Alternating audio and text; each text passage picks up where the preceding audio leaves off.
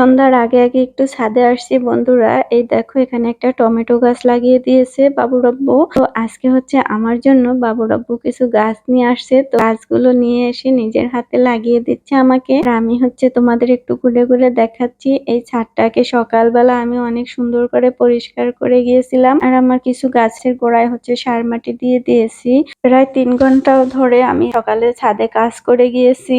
কারণ আজকে তো শুক্রবার, মেয়েদের স্কুল মাদ্রাসা বন্ধ, ওরা ঘুমাচ্ছে আর আমি ছাদে এসে ঠান্ডা মাথায় কাজগুলো করেছি। আর এখানে একটা বোম্বাই মরিচ গাছ লাগিয়ে দিয়েছে বাবুর আব্বু, এটা নাকি ফ্রি দিয়েছে।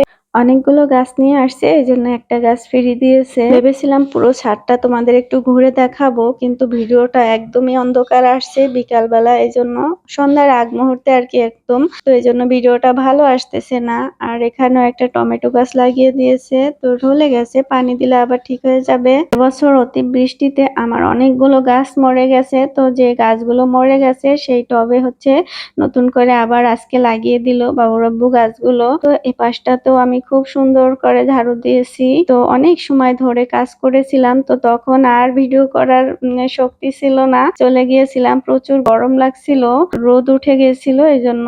আর এই দেখো এই হাফ ড্রামটায় হচ্ছে আমার একটা মরিচ গাছ ছিল, পছন্দের মরিচ গাছ। প্রচুর বৃষ্টিপাতের কারণে আমার শখের মরিচ গাছটা মরে গেছে, খুবই খারাপ লাগছে আমার তখন। তো এখন এটার মধ্যে হচ্ছে টমেটো গাছ লাগিয়ে দিল। আর এই দেখো আমার সেই ডাঁটা শাকগুলো বড় হয়ে গেছে, কিন্তু এখন প্রায় খাওয়ার উপযোগী হয়ে গেছে। তো আমি এখনই খাবো না, আর একটু বড় করে ডাঁটা যাতে খাওয়া যায় সেভাবে করে হচ্ছে আমি খাবো।